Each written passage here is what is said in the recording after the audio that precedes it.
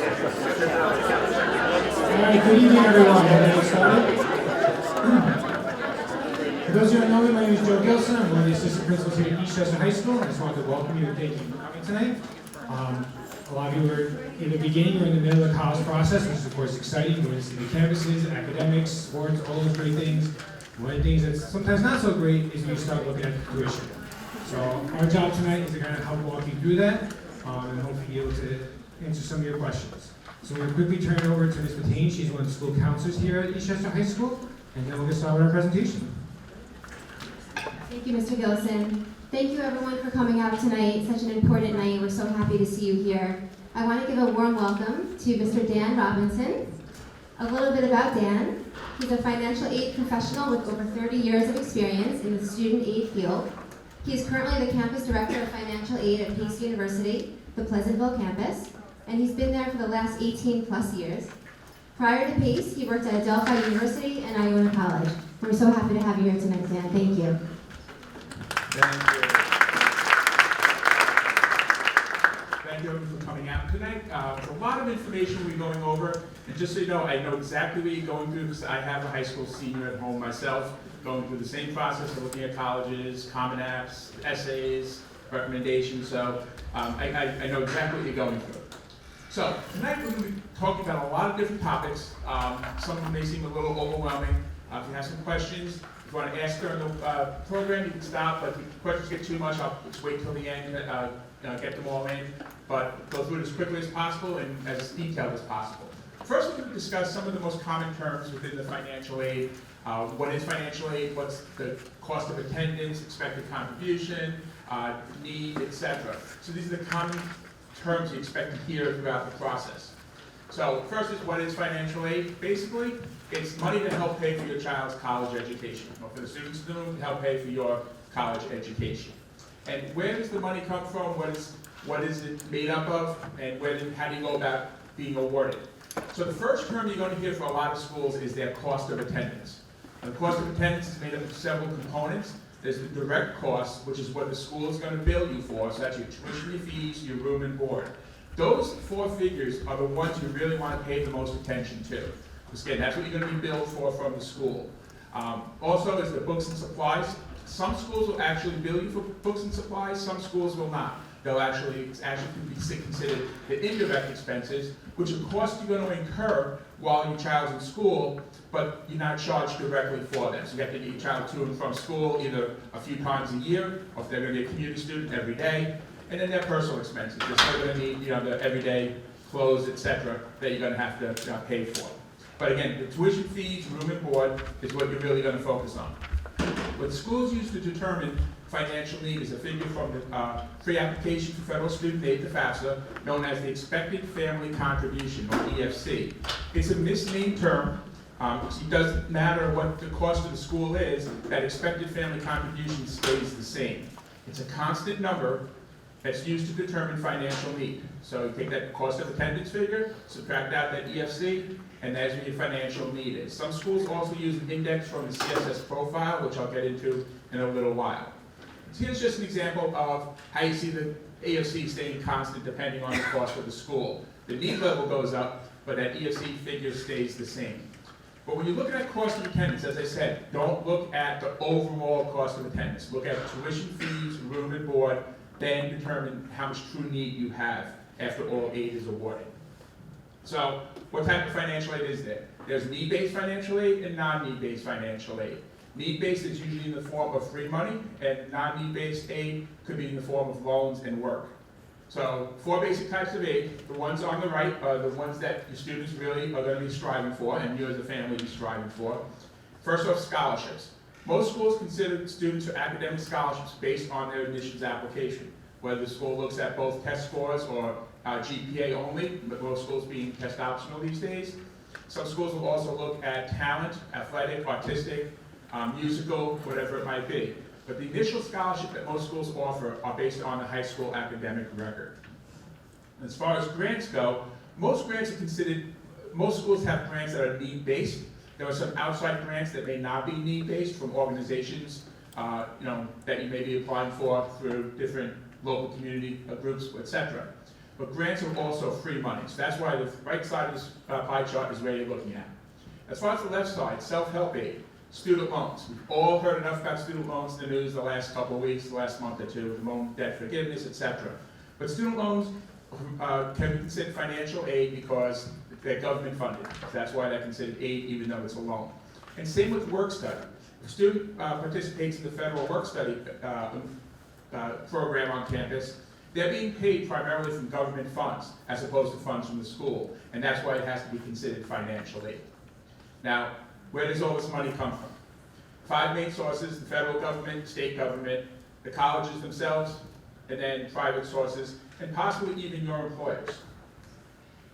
So the federal government is the largest source of financial aid out there, because again, every student who applies for the FAFSA gets sent to a school and is considered for federal financial aid, regardless of the school you're attending. It's primarily based on need. There's 1 or 2 awards that are not based on need. And the FAFSA is the form that's used each year, and each of the awards has their own eligibility requirement. So these are the main 7 federal aid programs that are out there. The 2 that are not need-based are the Iraq-Afghanistan Service Grant and the TEACH Grant. The Iraq-Afghanistan Grant is for students who would have lost a parent in post 9/11 conflicts in Iraq or Afghanistan.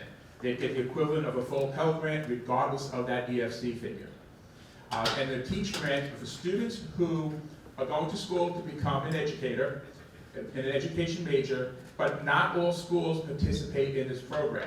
So even though your child may want to go to a school, the goal of becoming, a high school teacher, if the school participates in the TEACH program, you may qualify for the $4,000 TEACH grant. However, if the student doesn't meet all the requirements while in college of remaining an education major, and then after graduating, teaching in a designated teacher shortage area, as designated by the Federal Department of Education, that turns into a loan.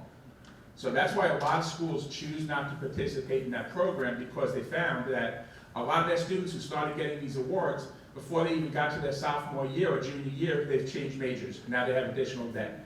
Or once they graduate, they may not start teaching, they find a different career. So a lot of schools don't participate, but if your child is looking at a school to become a teacher, ask the question if they participate in that program. All these federal aid programs are determined by filing the FAFSA, which I'm going to get into in great detail in a moment. The other awards that are out there, the federal Pell Grant, has a direct correlation to the EFC. Each year, the government determines what level of EFC is eligible for a Pell Grant. Usually that figure is somewhere in the neighborhood of about 5,700 on the index, and it's a sliding scale. The minimum Pell Grant this year is $268, I believe it is, and the maximum award is $6,845. So the lower the EFC, the higher the Pell Grant. The other free money that's up there is the Federal Supplemental Educational Opportunity Grant, commonly known as SEOG, or some schools say FSEOG. This is a pot of money schools receive from the government to award to their Pell Grant recipients. Not all Pell Grant recipients. The school determines, set their own criteria, which Pell Grant recipients can also get this SEOG funds. And usually it involves filing deadlines, how much need the student has, whether sometimes it takes it to the academics as well. We want to make sure it's given to the students that are going to achieve. So each school sets their own criteria for determining the FSEOG. Now, the federal work study I touched on briefly before, and then the 2 loan programs. The federal direct student loans, these are loans for the students themselves. First-year students are eligible for up to $5,500 in federal loans. Now, this could be broken out into 2 types of loans based on need. If there's demonstrated financial need, after all other aid is awarded, students could qualify for a direct subsidized loan, meaning while the student's in school and their 6-month grace period, the loan is interest-free during that time. So there's no responsibility to pay anything until that 6-month grace period ends. At that point, interest starts accruing. If there's no demonstrated need, the student would get the unsubsidized loan, where it has the same rules. You don't have to start paying it back until 6 months after the grace period, but interest starts accruing as soon as the loan is dispersed. And you can pay any of these loans early. There's no penalty for prepayment. Finally, the Federal PLUS loan program. PLUS stands for Parent Loan for Undergraduate Students. So this is a loan you as parents can take out for your student's education through the federal government. Now, the government advertises this loan as a low-interest loan to help families pay for college. 7.5% isn't exactly a low interest loan. They also take off right from the top a 4.25% origination fee. So you're not even getting what you're asking for. They're taking that right off the top. So it's a good last resort for some families. It's a credit-based loan, but it's a very simple credit-based loan. All they look at is your past 90-day credit history. They don't look at your income. They don't look at your debt. They don't look at if you're working. It doesn't matter how much, if you're working or not. If you have a good credit report over the past 90 days, you'll be approved for the loan. It's kind of scary when you have to go and pay it back a few years later. It's modeled after the unsubsidized loan, where it starts accruing interest as soon as it's dispersed, but you can defer it until your child graduates. New York State aid, I'm going to come back to the New York State aid, so I'm going to go into that in more detail because they've added so many programs, so I'm going to skip over the state part for a moment. Now, the next main source of financial aid are the colleges themselves. If the child's looking at one of the private university or college, most likely the aid they're going to receive is coming from the school and from the other sources. Because most private schools know they have to compete with state schools to get you to a closer number that you could afford. So schools usually determine their awards based on academics and need. Some schools have their own programs for loans and work study. Not too many do anymore, but they do have some schools that will lend you their own money. The lending rules have changed, and so a lot of schools have backed out of that over the years. Schools will use the FAFSA and go to CSS profile to determine your need level, and deadlines are very strict for these programs. If a school has a deadline, kind of like the admissions deadline, schools have a FAFSA deadline or CSS profile deadline. You want to make sure you meet that. Now, on the outside world, there is money to be had. Probably a little early to start the scholarship search, but it's coming up very quickly. Usually right around the New Year is when it opens up. But start looking now to see, are there any foundations or organizations in the community that offer some scholarships? I was talking to one school a couple of weeks ago where there was someone in the district offered, a charity in the district offered $5,000 to one student, $5,000 to one student each year. It's a nice scholarship. Most of them are smaller amounts, a couple $100, maybe $1,000. But look around, any charitable organization, religious organizations, civic organizations, to see what they have to offer. I imagine the guidance office probably has some information for you as well on that. Are students on the Naviance system? Yeah. I know Naviance has a scholarship search as well, so utilize that. If you're on the College Board website, they have a scholarship search as well. And the most reputable ones, along with FastWeb, which is on the handout. And again, start looking now. For those parents in the room whose child are still high school juniors, you can start looking. You can't apply for anything yet, but at least you'll know where you'll be at this time next year. Now, as far as employers go, we see in the financial aid office, we get applications from parents whose students are going to college, where their employer is offering them a benefit that they'll pay a certain number of dollars each year. Usually it ranges from like $1,000 to $2,000 a year because their child is a student at our school. Not all employers do this. We see mostly from families who belong to a union. Is one of the union benefits they get. But also for employees for children. If your child's working, if they have an employer, one of the, not just like a babysitting job, but they're working for a corporation of some sort, tell them to ask to see if there's any education benefit. We had a family friend of ours across the border in New Jersey who worked at ShopRite. And she worked at ShopRite starting in the sophomore year of high school straight through college. They paid $1,500 a year towards her college education. Okay, I'm not sure if they still do that, but again, you never know to ask. I know I always hear McDonald's is good like that too, but again, if the child's working, if they're not working yet, if they start looking for jobs, that's a question they should ask when they start working. So, October 1st. It's now almost the end of October. There's an important date. Again, personally speaking, that's the day my daughter turned 18, so it's nice that it coincides. That's the first day to file the FAFSA. And I fed my daughter that, and as soon as the clock rolled to midnight, we were doing the FAFSA, and she wanted no part of that. So we did wait a couple of days before we did it. It's also the first day to file any of the financial aid forms. But we're going to focus on the FAFSA first, because that's the most common one that needs to be applied for at every school. Now, before you file for the FAFSA, anyone who signs the FAFSA, the information's on there, needs to have what's called an FSA ID. This is basically your electronic signature for anything with the federal aid program. FSA meaning Federal Student Aid Administration. So it's your ID. Now, the parents in the room have filed the FAFSA in the past for another child. You have an FSA ID already. You do not need a new one. Each student needs their own ID, however. So if there are multiple children in college, parent has one, each child has their own. It's standard ID. It's going to ask for your name, address, social security number, date of birth. They do a cross-reference to Social Security Administration to make sure you say who you say you are. And it takes about 24 to 48 hours to validate. So try not doing this the same time you're sitting down to file the FAFSA. Give it a day or two beforehand to make sure you get it done. And you know, when I had my daughter do her FSA ID a couple of weeks ago, I got that typical teenage eye roll saying, "There's 4 challenge questions." Okay, so be prepared. So the FAFSA itself, first word being free. It is a free application. There's no need to pay anyone to help you file it. It's a free application for federal student aid. It collects demographic and financial information for both the student and parent.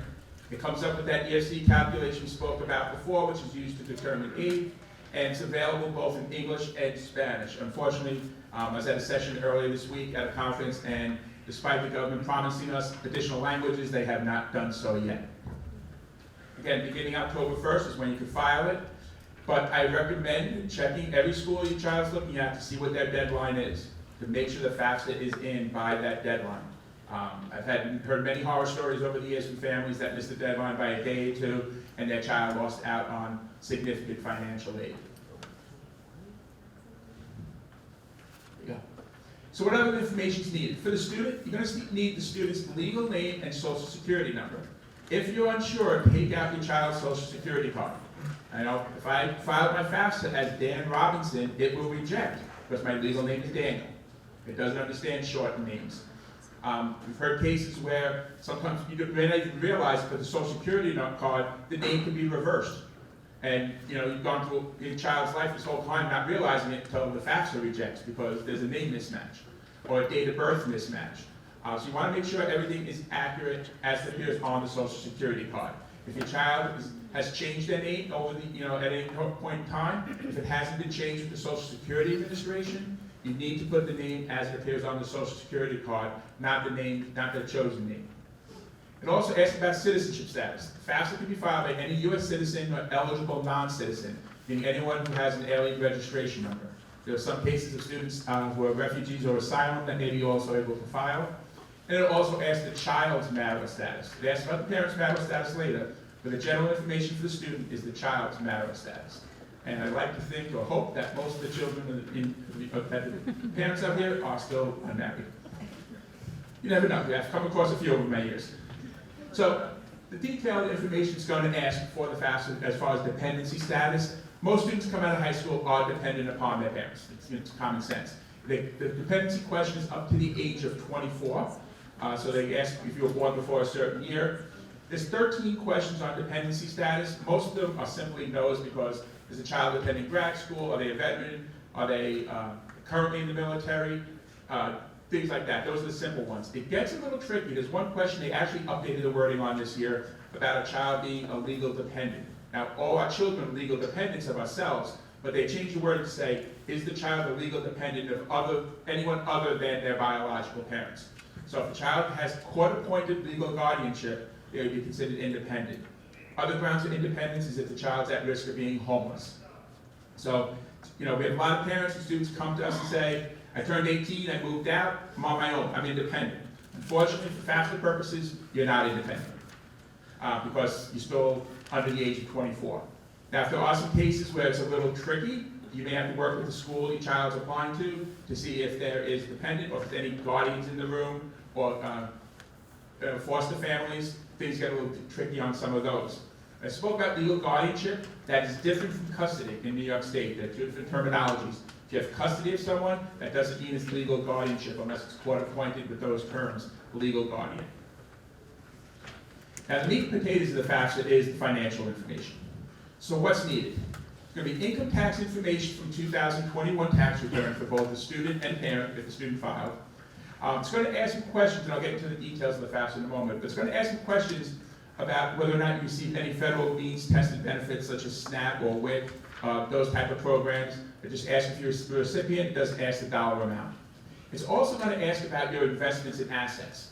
This is where it gets a little specific. That's why I don't really like to I can memorize this, but I like reading it just to be sure. When they talk about assets or investments, what they're looking for is real estate other than the home you live in. Your primary residence is not reported on the FAFSA. You have the house down on the shore, that's reported. You have investment property, that's reported. And it's the value minus any debt. Also included are trust funds, money market funds, mutual funds, CDs, stocks, stock options, bonds, other securities. Also included are education savings accounts such as Coverdale's and 529s. Now, if a lot of parents have 529s for their children, the value of the 529 for any child in your household, the total amount combined, is what gets reported on the FAFSA as a parental investment, not as a student investment. Even if it's in the student's name, it gets moved to the parent side. So the government does their calculation of that EFC. Anything on the student side, they say, okay, a majority of that should be going towards their education, and that just boosts up that EFC figure. On the parent side, they know you have a household to run. So anything you list, they put all these protections in to say, okay, you're this age, you're closer to retirement, so more of your available money shouldn't be going towards education, it should be going towards your retirement. The calculation's about 8 pages long for the EFC. So any of those funds get reported. If the 529 is held by someone outside of your house, an aunt, an uncle, a grandparent, it does not get reported on the FAFSA, at least not this year. What happens is, if that parent, aunt, uncle, grandparent pays for your child's education this year, it'll have to go on next year's FAFSA as untaxed income for your child, because it's a gift. But as long as they hold it, so if someone outside of your household has the 529, try letting don't use it until the child's a senior. So that way it doesn't affect you throughout the college years. But the 529, if you use it each year, it's not held against you. It's already reported as an investment. The other bit of information that gets reported is untaxed income. As I did mention before, what's not an investment also is your retirement fund. The value of your 401k, 403b is not reported as an investment. What is reported is your pre-tax contribution. So that information is found on box 12 of your W-2, where you contribute pre-tax to your retirement fund. That's considered part of your investments. But the retirement fund itself is not. Yes? So when I use that IRS tool thing, so that will take it in there? The IRS data retrieval tool that we're speaking about now, it does not take in the information from box 12 of your W-2. Yes? For the 529s, if you have multiple kids, are you just talking about the portion for the one child that we have included, or all? All your children, because being that those funds are commutable between your children, they want to know the total value. Got it. So we mentioned the IRS data retrieval tool. This is something that's been, since it came into existence about 8 years or 9 years ago now, it's been very helpful to most families. When you fill out the FAFSA, it's going to ask you information from your tax return, such as your adjusted gross income, your tax paid, and about 6 other categories. If you have your tax return next to you, it'll tell you what line to pull it from. But some of the lines will tell you, okay, go to line 7 of 1040, subtract line 2 from Schedule 2, add in line 1 from Schedule. You know what? It's a lot of math. You don't have to worry about making mistakes. If you're eligible to use the IRS data retrieval tool, it'll pull the information from your 2021 tax return directly into the FAFSA. You'll put all the information in that, only that's needed for the FAFSA. It comes through as a mask. You cannot see the information that comes through, and that's for your protection. A few years ago with the data retrieval tool, they actually had to freeze it for a while because they thought there was a bug where people were able to access someone else's taxes by filing a fake FAFSA. So they cleaned all that up. But one of the things they did was any of the information that gets transmitted is not visible to the person filing the FAFSA. So it's voluntary to use the data retrieval tool, but it is recommended. First, because you don't want to make the mistakes of using wrong figures. Second, the government selects 1/3 of all the applications filed for each school to go through a verification process. But we have to collect your tax returns if you don't use the data retrieval tool. We don't want to collect tax returns. We don't want that information wandering around our office. Yes, we get it electronically, but still, that's your personal information. So we don't want that. You use the data retrieval tool, you may still get selected for the process, but then it's just submitting a form to us. So it's a lot easier. Also with the data retrieval tool, the one little trick on it is, if you took money out of a IRA or retirement fund and moved it to another account, so you had a rollover. It doesn't pick up the rollover, but what it'll do is if it notices it's one of those fields, it'll ask you, was this a rollover? And if it was, it asks you to put in the dollar amount. So if you don't put that in, you can't go back and correct it. If you forgot to do it, you have to have someone in the financial aid office make that correction for you. So if you do have a rollover, make sure that you report it on the FAFSA. That question, you answered that question. Yes. So I'll just make it short, because I literally just did this, and I just called FAFSA. Yes. Because the data retrieval tool was not working, and it was driving me out of my mind, I was losing it. But they said that it doesn't always work, it's glitchy, it's a high volume right now, and it's Right. not working. It's- So she said, put it in manually, instead of using the They data. really? Okay, that's I literally just called. wow. So it's probably a common thing. It's been working really well. It's the first I'm hearing of it. And I was just up at our statewide conference this year, and we've heard of other issues the government's having with the debt forgiveness, which I think is probably going to tie into it. But if you can use the data retrieval tool, definitely do it. But otherwise, that's why have your tax returns handy, just in case for that problem. There are some cases where you're not allowed to use it. If you file taxes as a family, if it's a married family, if you filed separately, a married filing separately, you can't use the data retrieval tool because it only can pull in one tax return. It cannot pull in multiple ones. Or if there's a conflict. If you reported yourself as married but filed your taxes as head of household, that doesn't jive, so it's going to say, wait, you can't do that, put your information in yourself. For the most part, hopefully by the time everyone else gets to it, it's working. But again, it's a government system every once in a while, and sometimes if they know they're going to be down and not working, they'll put a message up there that the system will be down, you're not be able to do anything during this time period. But usually that's like Sunday mornings between 2 and 5 a.m., which hopefully no one's doing their fast at that time, but they might be. Yes. So, a question, for the retirement fund, they don't need to know what's actually in there, but what I put in every year? Your pre-tax contribution. Okay. Only the pre-tax contribution. For the year. Right. Which when you get to that question, it'll tell you it's box 12 on the W-2 and a certain code. Box 12 has different letter codes. It's like it's A, B, C, and E, and there's a couple other ones, but it'll tell you exactly which codes to use. And the total of the So it's box 12 on the W-2, correct. I gotta go back and redo it again. Yes. So does that mean post-tax is ignored? So you do the rocks? Correct. So looking at you're making a pre-tax contribution because that money's you're doing the right thing, so you're saving you money in the long run. But that's money that you could be using to pay for your child's education. They're looking at it. So, but thankfully they're not counting the retirement fund. That's the main thing. So actually, I have this slide related. I should have moved this slide because I did my daughter's FAFSA. I didn't realize they moved the question. Where the college information actually goes before you do the financial information now. But you can list up to 10 colleges on the FAFSA. Now I know when I started doing this 20 some odd years ago, there was 6 on the FAFSA, 6 colleges, and we were like, who actually applies to more than 6 colleges? Now it's like, okay, who applies to less than 20 colleges? So this is where it gets a little tricky. Because when you file the FAFSA the first time, you put on the 10 schools your child's looking at. It's going to ask you for the name of the school and whether or not they're going to be living on campus, off campus, or with parents. If you're unsure, always choose the on-campus option. Because on campus, your cost of attendance is going to be higher from the start. It's going to give you more options for financial aid. Where, I'll use my school as an example because we're close by. So, okay, you're at Case, only a few miles away, you're going to be a commuter. File your FAFSA, we can send you your financial aid package. You don't have any grant money because your cost of attendance is low because you're not living on campus. You come to orientation in July and realize, oh my God, I want to live on campus. Now you change everything, your cost of attendance is higher. That grant money we had in November, December this year, we may not have in July. It sounds bad, but for schools, it's easier for us to take money away in July and August than to add money in July and August. So it's easier to switch from a resident to a commuter. So always default to the resident option, unless your child's going to a school that doesn't have housing, then obviously you have to choose one of the other choices. With the colleges, if you have more than 10, once the FAFSA gets finalized and processed, you're going to have to go back in and take 10 off, put the new 10 on.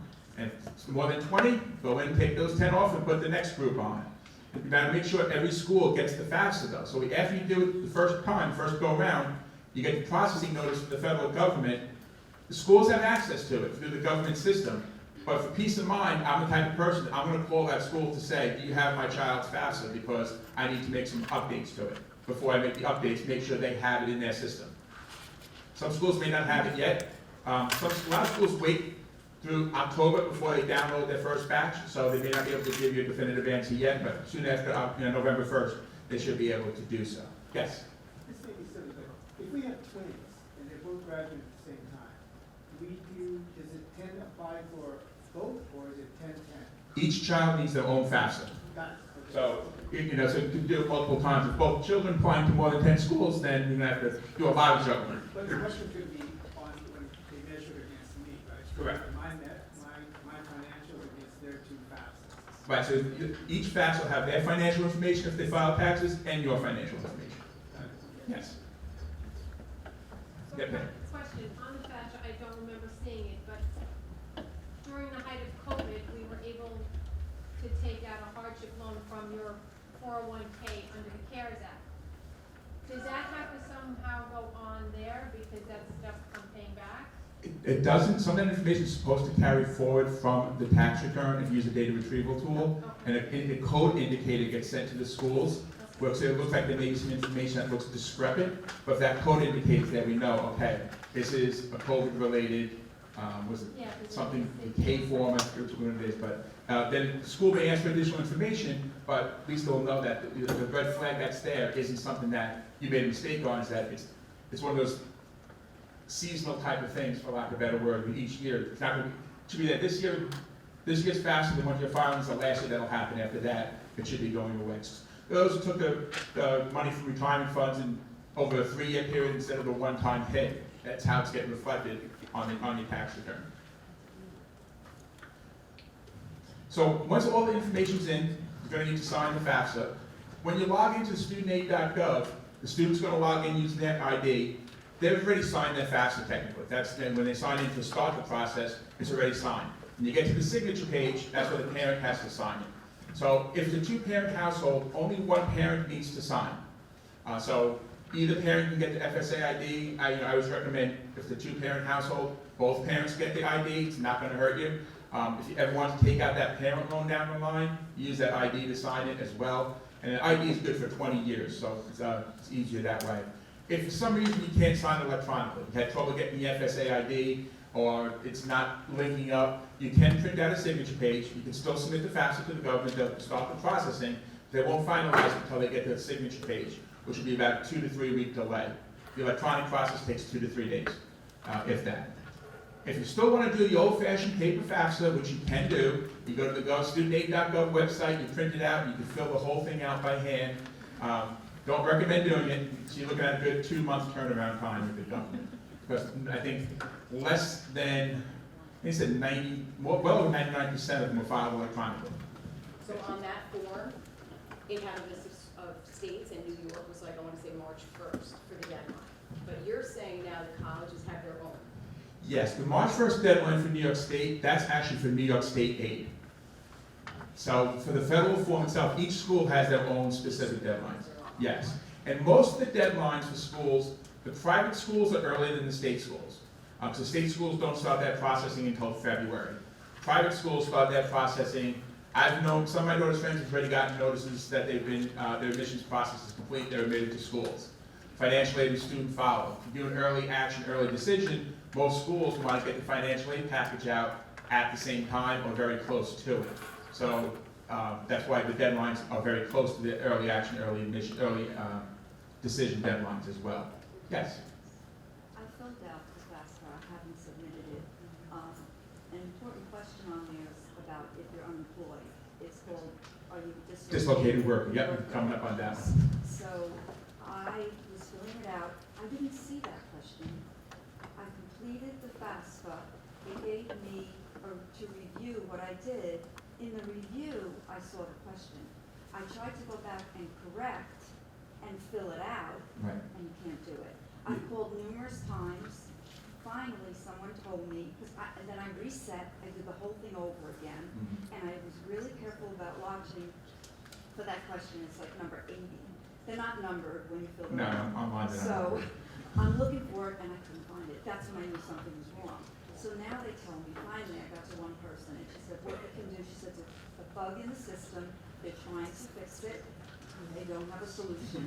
In the meantime, she said, what you can do is call the financial aid administrator of the Right. college and let them know, that you submit your form, Yes. call the college, let them know that you need them to fill out my form saying yes. Have his information on there to kind of get that certificate? I don't know. If your son lives with you, then technically it has to be you on the FAFSA. Okay.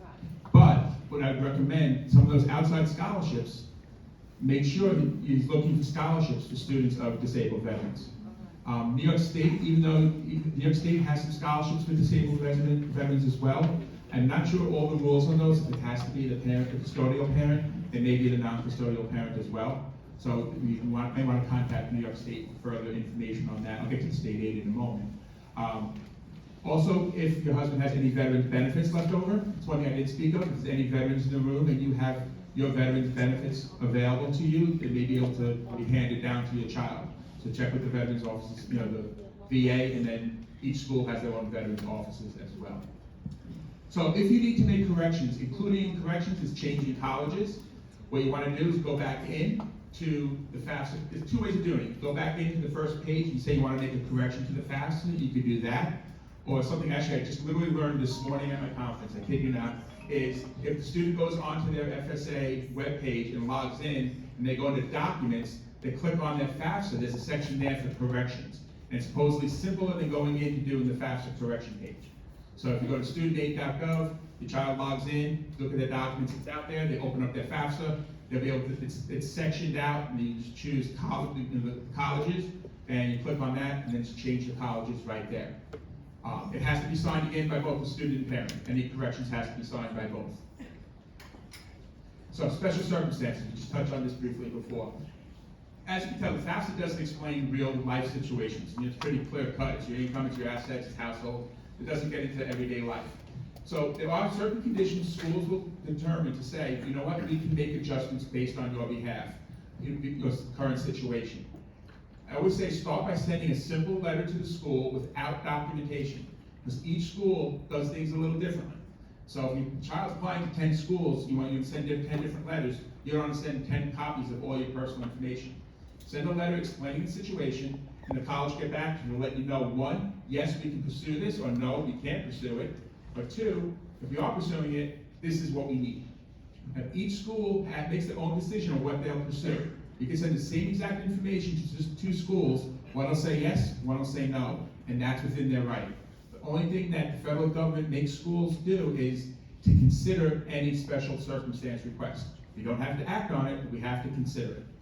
Now, these are the most common special circumstances that we see.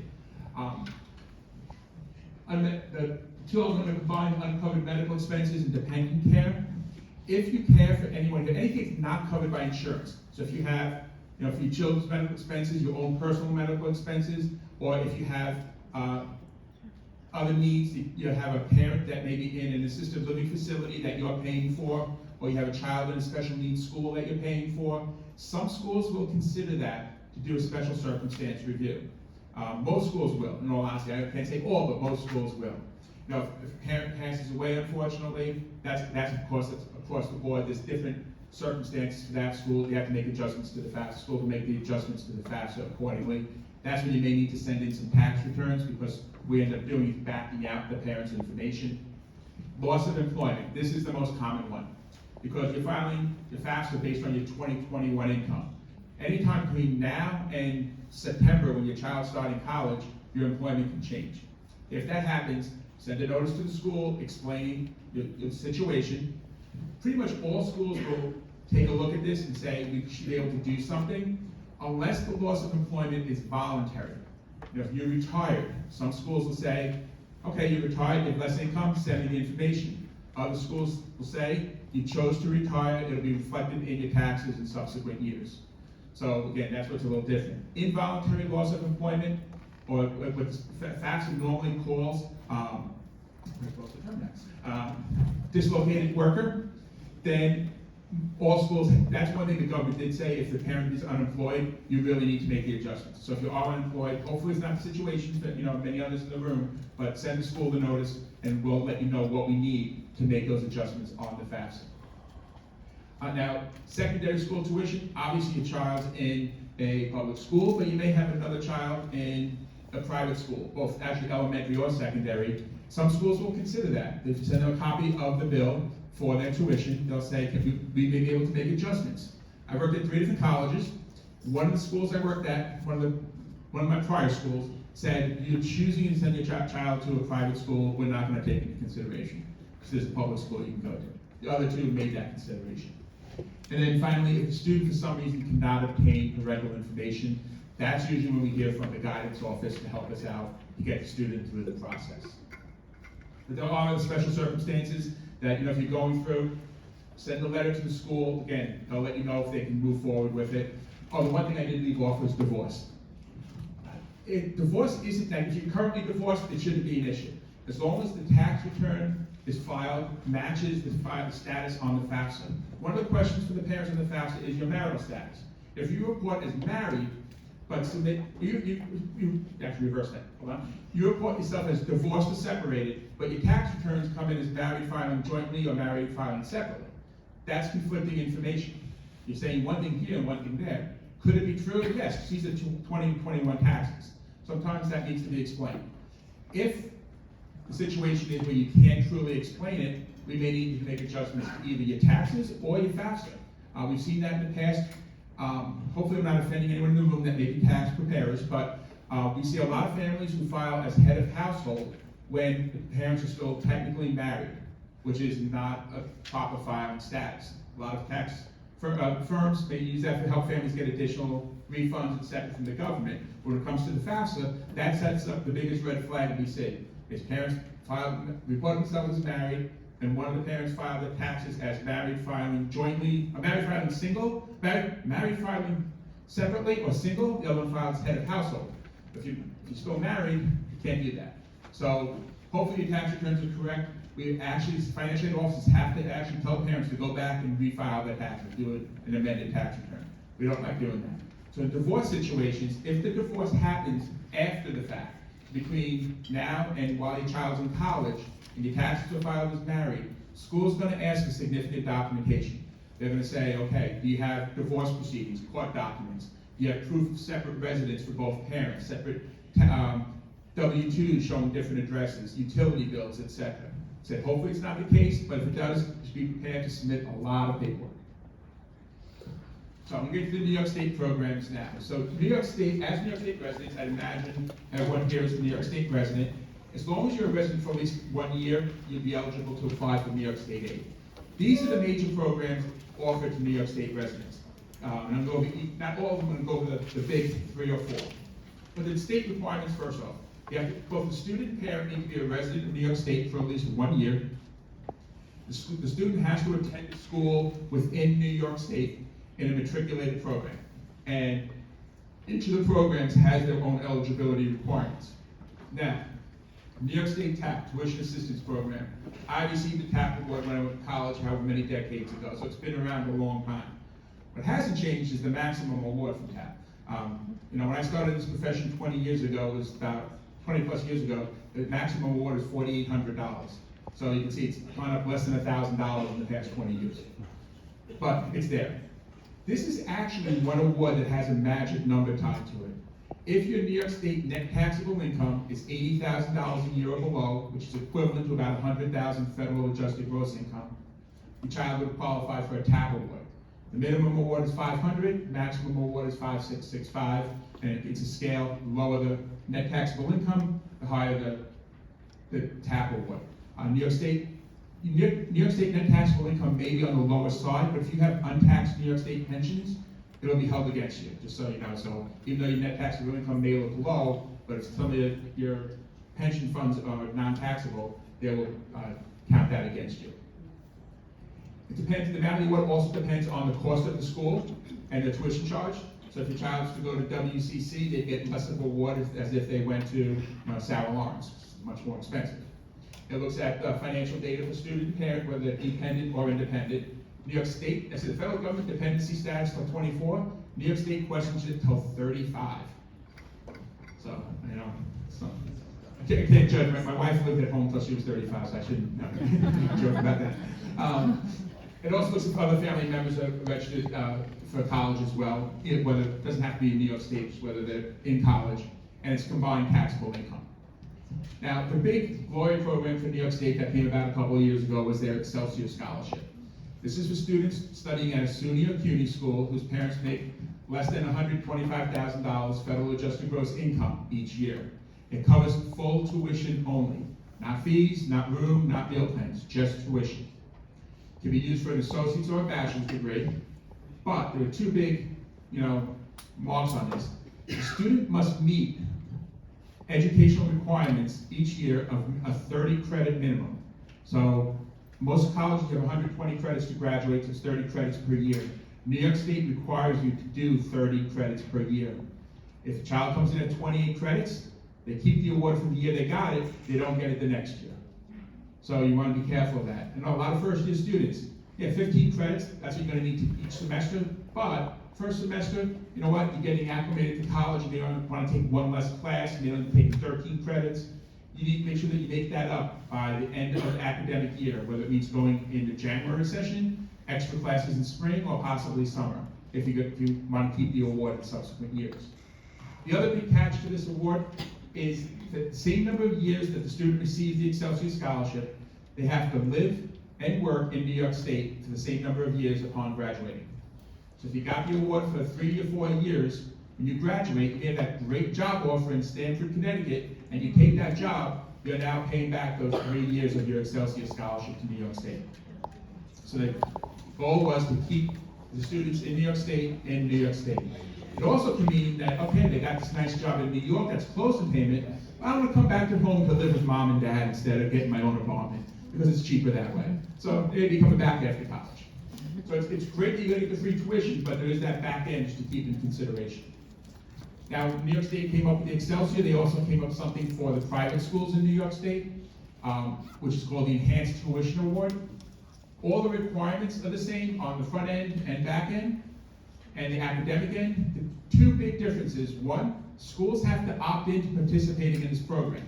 And the last count, I think, was down to about 23% of the private colleges and universities actually participate in this program. It's dropping, yes.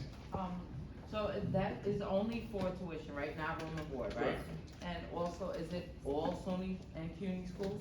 Yes, the Excelsior is for all SUNY and CUNY schools, including community colleges. Okay. The Excelsior, yes. I'm sorry. Okay. No, she can. So, question, because I see I made another mistake on the FAFSA, so I have to go in a third time. Not uncommon. So, does that affect, because you know it's like first come, first served when it comes to the 8. So if I make corrections, does that affect any possible, negatively, if I go in and make a second correction or a third correction? It should, because most schools haven't made their financial aid decision yet, so they're going to be doing it off the most recent FAFSA. But when it comes to deadlines, I can't speak for all schools, but most of the schools that I'm aware of, they're going to use the initial filing date of the FAFSA.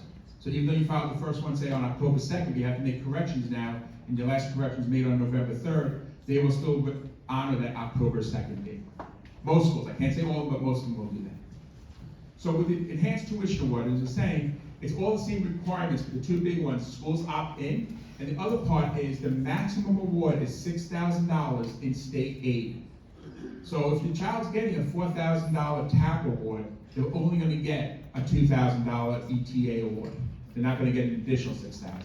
It's a maximum of $6,000 from the state. Reason schools don't like this, but other reason, besides being an administrative nightmare, any of these awards, it's actually a 50-50 split. So if your child's getting an extra $2,000 to get to the ETA, $1,000 is actually coming from the school. A lot of schools have determined if it's coming out of our pocket anyway, why have the administrative burden? We'll just give the extra $1,000. It's a lot easier for us to do. So, but ask the question. If your child's looking at a school in New York State, you may qualify for this. Ask if they participate, because it is a separate application at the moment. Subsequent years, it shouldn't be. Yes. Where do they find that application? Say, like Syracuse. Where would I find that? If they, first we'd ask Syracuse if they participate, it may be on their website. if they participate in the ETA program. And if they do, then usually it opens up in January. From when I learned this week, they haven't opened up the ETA application yet. It would be on the New York State Higher Education website, which is on the handout, hesc.ed.gov. The application will be there. At least for this year. Next year, the application should be clean and what I'm learning. So both are good programs, but again, there's a little bit of warnings to both of them. The final New York State program, which is another excellent program, does not have a need component. This is strictly academic. If your student, I'm not sure if you do class rankings here, if you don't, New York State has a formula for you. But if your student's in the top 10% of the class and decides to major in one of the STEM majors, science, technology, engineering, and mathematics, at any school in New York State, they will receive the STEM Incentive Award. If it's a SUNY or CUNY school, it covers the full tuition only. If it's a private school in New York State, the student will receive the equivalent of a SUNY tuition for that school. Now, this could be a big hit, a big bonus for the student, depending on how the school processes this. If it's a private school, I'll use my school as an example, the student's awarded a $25,000 scholarship, okay, great. And they also a STEM major getting the New York State STEM Award for an extra $17,000 a year. My school won't reduce your academic scholarship. We'll stack it on top. Some schools will reduce the academic scholarship by the STEM Award. So again, each school handles it a little differently. New York State doesn't have guidelines of what we should be doing. They just added private schools into this program 2 years ago, so it's still a learning curve for them. But again, it's based on academics. It has the same back-end agreement of working and living in New York State for the same number of years you're receiving it.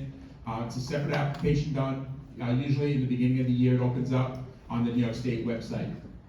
The other kicker on this, you cannot take a gap year. It's only for students going directly from high school to college. And again, we're seeing more gap years, in this, pandemic years, where students take that year off before they're going. So it's something, if they're going to major in STEM in New York State and they qualify for this, you may want to talk your child out of taking that gap year, because could amount to a nice scholarship for them.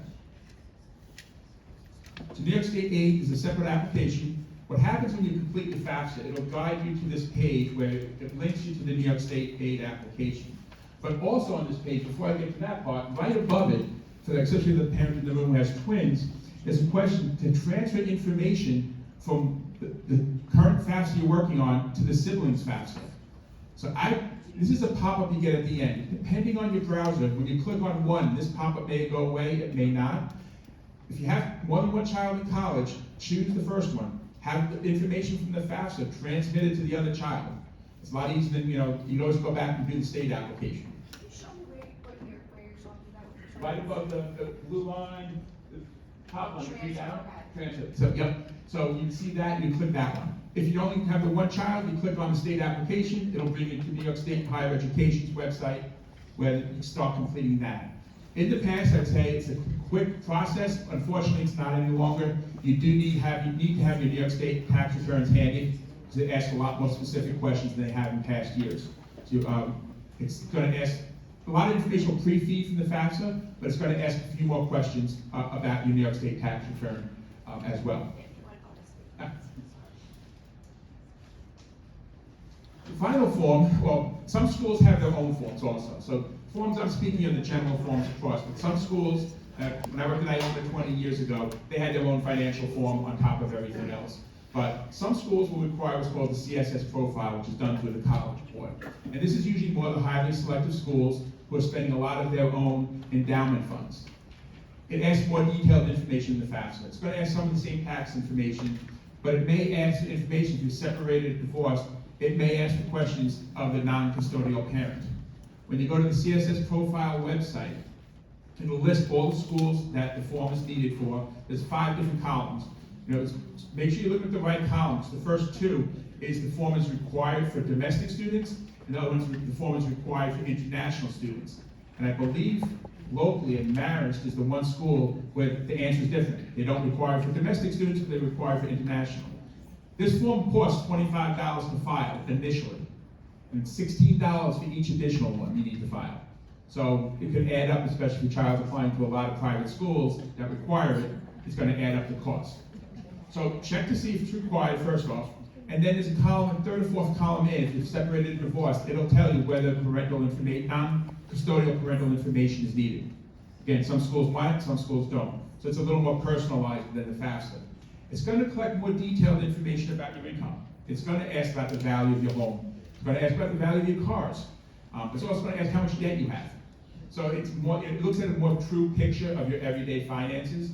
I'm still looking at 2020 tax returns, 2021 tax returns, but again, looking at a more realistic picture, not just the snapshot of where things were on December 21st, 2021.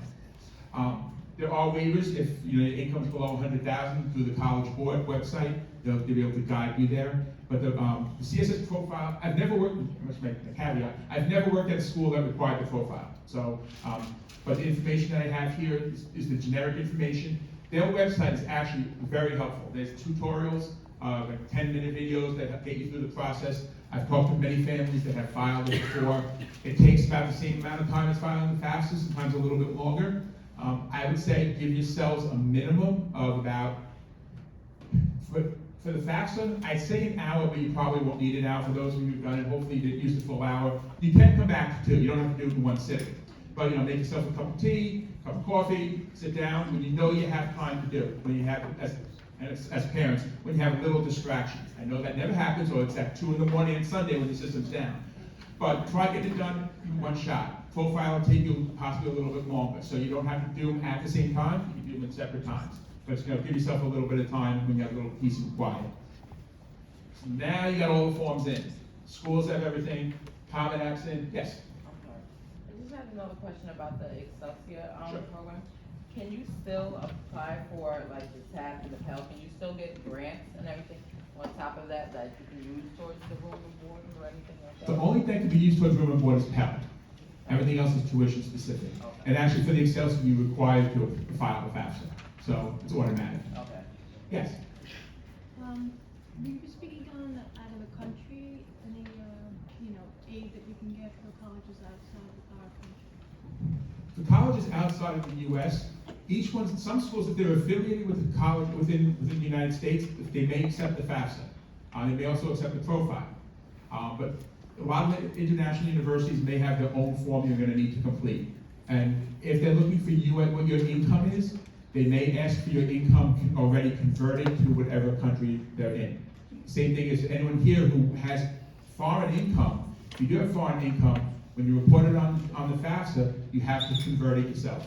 So you can't put it in whatever the monetary source is in that country. So everything's in. The students been admitted to the schools. School's going to do, if there's any additional information they need, they're going to send you the request saying these are the documents we need. Most importantly, they're going to send you what's called a financial aid award package, a financial aid award letter, financial aid award notice. Everyone's a little different. How they send it, some schools are sending it by mail still.